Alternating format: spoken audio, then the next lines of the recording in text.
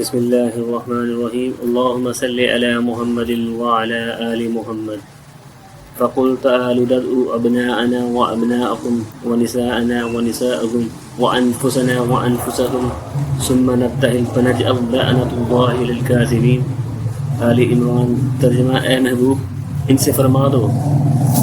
ہم تو بنائیں اپنے بیٹے اور تم تمہارے بیٹے، اور وہ اپنی عورتیں اور تمہاری عورتیں، اور اپنی جانیں اور تمہاری جانیں، پھر مباہلہ کریں تو جھوٹوں پر اللہ کی لعنت ڈالیں۔ اس آیت کا شان نزول یہ ہے کہ نجران نصارہ کے ایک وفد امام الانبیاء جناب محمد مصطفیٰ صلی اللہ علیہ وآلہ وسلم سے مناظرہ کرنے مدینہ منورہ آیا۔ یہ وفد 8 افراد پر مشتمل تھا، ان میں 14 بڑے سردار بھی تھے۔ پھر ان سرداروں میں 3 افراد بہت خاص تھے، اور ان کے دینی اور دنیاوی معاملات وہی 3 افراد دیکھتے تھے۔ نبی کریم صلی اللہ علیہ وآلہ وسلم نے فرمایا، اس وفد کا پرتپاک استقبال فرمایا، انہیں مسجد نبوی میں ٹھہرایا گیا اور بڑے اپنے طریقے کے مطابق عبادت کرنے کی اجازت دی گئی، ان کی بہت خاطر تواضع کی گئی۔ یہ وفد حضرت محمد صلی اللہ علیہ وآلہ وسلم کی نبوت کی خبر سن کر آپ سے مناظرہ کرنے کی غرض سے آیا تھا، لہٰذا ان لوگوں نے حضرت عیسیٰ علیہ السلام کے خدا ہونے اور خدا کے بیٹا ہونے پر دلائل دینا شروع کر دیے۔ نبی کریم صلی اللہ علیہ وآلہ وسلم نے تمام دلائل سماعت فرما کر ایک ایک دلیل کو رد فرمایا، لیکن وہ اپنی ضد پر ڈٹے رہے۔ پھر اللہ تعالیٰ نے نبی کریم صلی اللہ علیہ وآلہ وسلم کو ان سے مباہلہ کرنے کا حکم دیا، اور آپ صلی اللہ علیہ وآلہ وسلم نے حضرت عیسیٰ علیہ السلام کے بارے میں درست عقیدہ فرمایا کہ وہ نہ خدا ہیں اور نہ خدا کے بیٹے ہیں، بلکہ اللہ کے بندے ہیں اور اس کے رسول ہیں، اور حضرت مریم علیہ السلام کے بیٹے ہیں۔ حضرت امام الانبیاء صلی اللہ علیہ وآلہ وسلم نے دلائل ان سے تمام شبہات کا ازالہ کیا،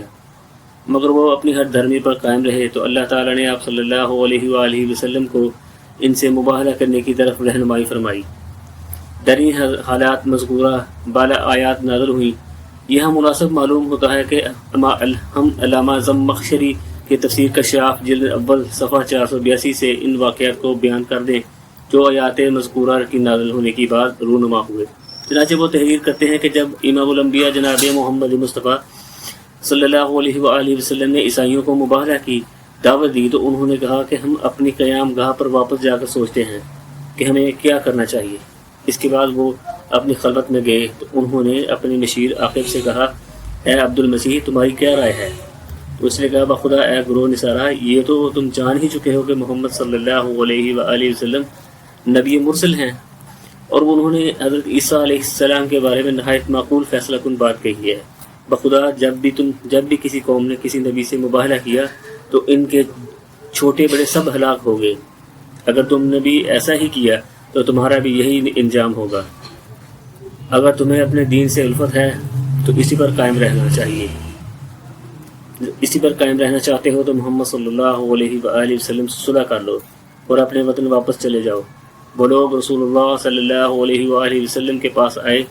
تو آپ صلی اللہ علیہ وآلہ وسلم نے صبح سویرے اپنے گھر سے مباہلہ کرنے کے لیے نکل چکے تھے۔ اس حالات میں امام حسین علیہ السلام گود میں تھے اور حضرت حسن علیہ السلام کا ہاتھ تھامے ہوئے تھے، اور حضرت فاطمہ علیہ السلام آپ صلی اللہ علیہ وآلہ وسلم کے پیچھے پیچھے چل رہی تھیں، اور حضرت علی کرم اللہ وجہ الکریم سب کے آخر میں تھے۔ حضرت امام الانبیاء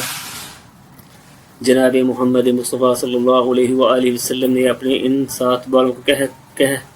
رہے تھے کہ جب میں دعا کروں تو تم آمین کہنا۔ اس منظر کو دیکھ کر ان کے پادری عاقب نے کہا، اے گروہ نصارہ، میں ایسے چہرے دیکھ رہا ہوں کہ یہ لوگ اللہ سے کہیں کسی پہاڑ کو اس کے مقام سے ہٹا دینے کی دعا مانگے تو یقیناً اللہ ان کو ہٹا دے گا، لہٰذا مباہلہ نہ کرو ورنہ ہلاک ہو جاؤ گے، اور روح زمین پر قیامت تک کے لیے کوئی نصرانی باقی نہیں بچے گا۔ انہوں نے آپ صلی اللہ علیہ وآلہ وسلم سے کہا، اے ابوالقاسم، ہم نے آپ سے مباہلہ نہ کرنے کا فیصلہ کیا ہے، لیکن ہم آپ کا دین اسلام قبول نہیں کریں گے اور اپنے ہی دین پر قائم رہیں گے۔ امام الانبیاء جناب محمد مصطفیٰ صلی اللہ علیہ وآلہ وسلم نے فرمایا، اگر تم مباہلہ نہیں کرتے تو مسلمان ہو جاؤ، ایسی صورت میں تمہیں بھی وہ تمام حقوق مل جائیں گے جو دوسرے مسلمانوں کو حاصل ہیں، مگر انہوں نے انکار کیا۔ تب آپ صلی اللہ علیہ وآلہ وسلم نے فرمایا، تو جنگ کے لیے تیار ہو جاؤ۔ انہوں نے جواب دیا، ہم میں عربوں سے جنگ کی طاقت نہیں ہے، البتہ یہ کہ ہم آپ صلی اللہ علیہ وآلہ وسلم سے صلح کرتے ہیں، اور ہم آپ صلی اللہ علیہ وآلہ وسلم کا بطور جزیہ ہر سال 2000 لباس اور 30 آہنی زرہیں دیا کریں گے۔ امام الانبیاء جناب محمد مصطفیٰ صلی اللہ علیہ وآلہ وسلم نے ان شرطوں کو قبول کر کے ان کے ساتھ صلح کر لی، اور فرمایا قسم ہے اس ذات کی جس کے قبضہ قدرت میں میری جان ہے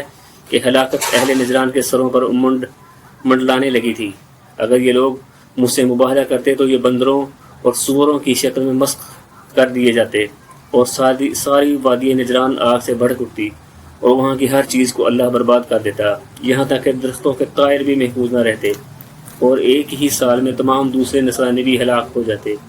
آپ صلی اللہ علیہ وسلم مباہلہ کی تفصیل ملاحظہ فرمائی۔ آپ ان سے ان نفوس قدسیہ کی عظمت روز روشن کی طرح عیاں ہو جاتی ہے۔ اس واقعے کی تفصیل حسب ذیل کتب میں بھی دیکھی جا سکتی ہے۔ نمبر 1 نور الابصار صفحہ نمبر 101 امام شبلنجی، نمبر 2 ذخائر الاقوا صفحہ نمبر 25 محب الدین طبری، نمبر 3 کفایت الطالب صفحہ نمبر 54 گنجی شافعی، نمبر 4 المستدرک الحاکم جلد نمبر 3 صفحہ نمبر 150 امام حاکم، نمبر 5 دلائل النبوہ صفحہ نمبر 297 ابو نعیم، نمبر 6 تفسیر کبیر جلد نمبر 8 صفحہ نمبر 85 امام فخر الدین رازی، نمبر 7 الاصابہ جلد نمبر 2 صفحہ نمبر 503 ابن حجر اسقلانی، نمبر 8 تفسیر بیضاوی جلد نمبر 1 صفحہ 162 امام بیضاوی۔